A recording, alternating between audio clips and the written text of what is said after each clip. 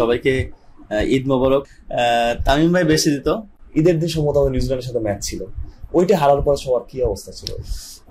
Definitely হারার match তো আসলে কেউ ভাবে আমরা কেউ খুশি হয় না। প্রথম সালামি আমার নানি দিত, আমার আম্মুর মা, যেটা আমার নানি মারা গেছে উনি প্রথম আমি ঈদের নামাজ পড়ে আমি চলে যেতাম নানি বাসায়। তো আমার নানিকে খুব ভালোবাসতাম। উনি আমার ফার্স্ট আমাকে 2 টাকা একটা নোট দিত, একটা নোট দিত, ওই নোটটা আমি রেখে দিতাম। সবচেয়ে বেশি সালামি কে দিত? সবাই সমান ভাই আসলে, না কেউ তো বেশি দিচ্ছে, কেউ তো কম দিচ্ছে। সবাইকে ঈদের শুভেচ্ছা জানিয়ে শুরু করছি। সাবির ভাই, ঈদ মোবারক। ঈদ মোবারক ভাইয়া। ঈদটা আসলে কিভাবে কাটে? ঈদ তো আসলে একটা খুবই আমার এক্সাইটিং একটা দিন যায়, যে আগে ছোটবেলা যেভাবে কাটতো, যে বন্ধু বান্ধবের সাথে কাটতাম, ফ্যামিলির সাথে কাটাতাম, বাট এখন বন্ধু বান্ধবের সাথে আসলে ওইভাবে সময় কাটানো হয় না। বাট ঈদের সময় যেন ওয়েট করি যে ওরা কখন আসবে। আমি রাজশাহীতে ঈদ করি আমার আব্বুর সাথে, সাথে আমার স্কুল ফ্রেন্ড যারা আছেন তারাও আসে ঈদের ওই সময় ছুটিতে। কেউ বরিশালে চাকরি করে, কেউ অন্য জায়গায় চাকরি করে, তো ওরা আসে। তো ঈদটা আলহামদুলিল্লাহ ভালো যায় এবং খুব এক্সাইটেড থাকি যে কবে ঈদ আসবে। ঈদে মানে আপনার জন্য সবচেয়ে স্পেশাল মোমেন্ট কি হয় এই সময়টাতে? অবশ্যই আমি ছোট থেকে আমার আম্মুর যে সেমাইটা খুব পছন্দ করি, ওনার হাতে রান্না, এবং ওটা আমি সবসময় ঢাকাতে খুব মিস করি। আর ঈদের তো আসলে এটার একটা পারপাস বলতে পারেন যে আম্মুর সাথে দেখা করা বা আমার ফ্যামিলির সাথে দেখা করে, এটা একটা খুব ভালো একটা মুহূর্ত আমার জন্য। তো আমি খুব মিস করি এবং এটাই সবসময় আমার কাছে আসলে চিন্তা থাকে যে ঈদের সময়টা অ্যাটলিস্ট যেন ওনার সাথে সময় কাটাতে পারি আর কি।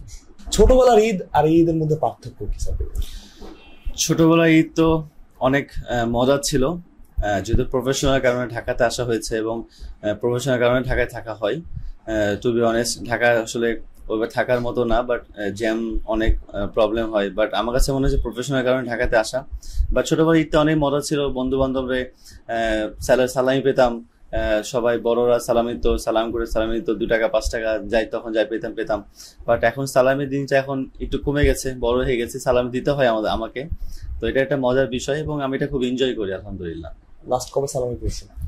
লাস্ট ঈদে পেয়েছি, 2 টাকার বান্ডিল পেয়েছি। আব্বু এখন সালামি দেয়, আম্মুও দেয়, আমার নানি দেয়, নানার বাসা থেকে দেয়, আমাকেও দিতে হয়। আমার ছোট ছোট শালি আছে, ছোট ছোট ভাই বোন আছে, ওদেরকেও দিতে হয়। তো এই আর কি, লাস্টে তো সবসময় সালামি পাই, আমি পাই, ওরাও দেয়, পাই আর কি। হাইস্ট কত টাকা সালামি দিয়েছে? হাইস্ট এখন তো আসলে ওই যুগ নাই যে কেউ 2 টাকা 5 টাকা নেবে, বাট 5 টাকাটা বান্ডিল দিয়ে দিই, 50 টাকাটা বান্ডিল দিয়ে দিই। হাইস্ট 500 টাকার একটা 2টো দিনের নোট দিই কচকচা, এটাই খুব খুশি হয়। তো এইটাই আপাতত হাইস্ট আর কি। ছোটবেলায় মানে প্রথম সালামি কার হাত থেকে মনে আছে আপনার? প্রথম সালামি আমার নানি দিত, আমার আম্মুর মা, যেটা আমার নানি মারা গেছে উনি প্রথম আমি ঈদের নামাজ পড়ে আমি চলে যেতাম নানি বাসায়। তো আমার নানিকে খুব ভালোবাসতাম। উনি আমার ফার্স্ট আমাকে 2 টাকা একটা নোট দিত, একটা নোট দিত, ওই নোটটা আমি রেখে দিতাম এবং তারপরে শুরু হতাম মামা মামি, আব্বু আম্মু, যারা যারা বড় তারা সালামি দিতেন। নানিকে কি মিস করেন এখন? অনেক মিস করি ভাই, আসলে আমার নানি আমার একটা খুব কাছের মানুষ ছিল। আমি যখন সুযোগ পেতাম তখনই নানি বাসায় যেতাম, বাট এখন নানি বাসায় যাওয়া হয় না। আমার মামিরা বলে যে তুমি আসো না কেন, নানি না কি আমরা তো আছি, বাট ওইভাবে মেন্টালি আসলে হয় না, যাওয়া হয় না কাজের মাধ্যমে। বাট আগে একটা পারপাস ছিল যে নানি আছেন, যাওয়া লাগতো, যাইতাম। এখন আর যাওয়া হয় না, খুবই মিস করি ওনাকে। যেটা বলছিলাম যে ছোটবেলার ঈদ আর এখন বড় হয়ে যাওয়ার ঈদ, আসলে ঈদের সবচাইতে কোন জিনিসটা আপনি বেশি মিস করেন?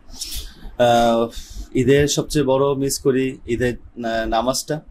এটা আমি আমার আব্বুর সাথে সবসময় পড়ি এবং এখনো পড়ি আলহামদুলিল্লাহ। উনি বেঁচে আছে এবং আমারও খুব ইচ্ছা যে উনি সারা জীবনই সারা জীবন বেঁচে থাকতে পারবে না, মানুষকেও বেঁচে থাকতে পারে না, বাট ওনার সাথে ঈদের নামাজটা আমি খুব মিস করি এবং ওনার সাথে সবসময় আমি নামাজটাই পড়ি সবসময়। আর ক্রিকেটার মানে যখন আপনারা ন্যাশনাল ডিউটিতে থাকেন তখন মাঝে মধ্যে আসলে দেশের বাইরে আপনার ঈদ করতে হয়েছে, ওই মুহূর্তগুলো কেমন থাকে? দেখেন, আসলে ক্রিকেট প্লেয়ারদের আরেকটা ফ্যামিলি হচ্ছে ক্রিকেট প্লেয়াররাই। আমাদের যারা প্লেয়ার আছে আমার একটা অন্য একটা ফ্যামিলি।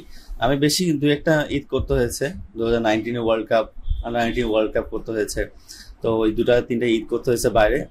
ওরাও একটা পরিবার, যেহেতু আমার আব্বু আম্মুকে মিস করি, ওই সময়টা আসলে আসা যায় না, বাট এরা একটা পরিবার, এদের শুধু ঈদ করেও আসলে একটা আনন্দ ভাগাভাগি করা যায়, বাট মিস করি ফ্যামিলি সবসময়। 2019 ওয়ার্ল্ড কাপ যেটা ঈদের মধ্যে হয়েছিল, আমরা সবাই ঈদের জামাত একসাথে পড়েছি এবং সবাইকে সালামি দিয়েছি।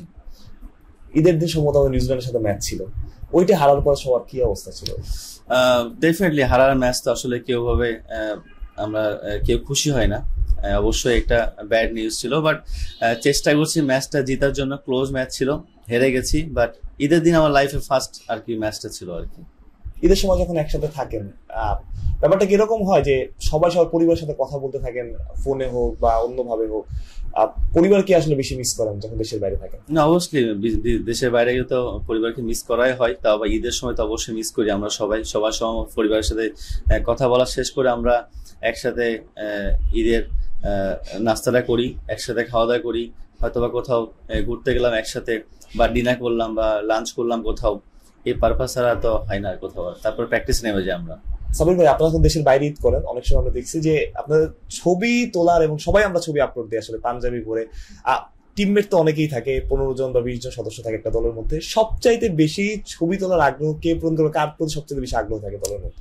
সবচেয়ে বেশি আমাদের যে সময় খেলছি রুবেল হোসেন ছিলেন,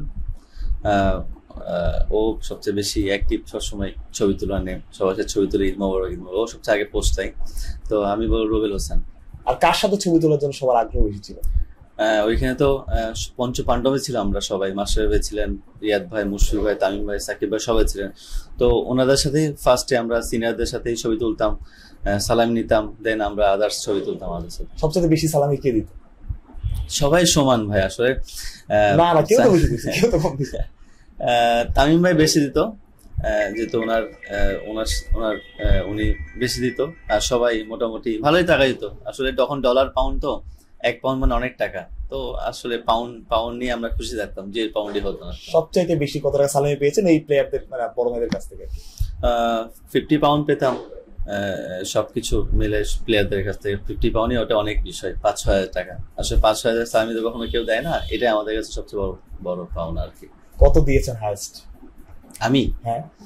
আমি তো 2000 টাকা দিয়েছে হাইস্ট। আর সালামি তো আসলে সালামি বড় বিষয় না, সালামি এটা একটা মানুষের মজার একটা বিষয়, কে কত টাকা দিচ্ছে। বা আমিও 2 টাকা দিয়েছি, 2 টাকা পেয়েছি।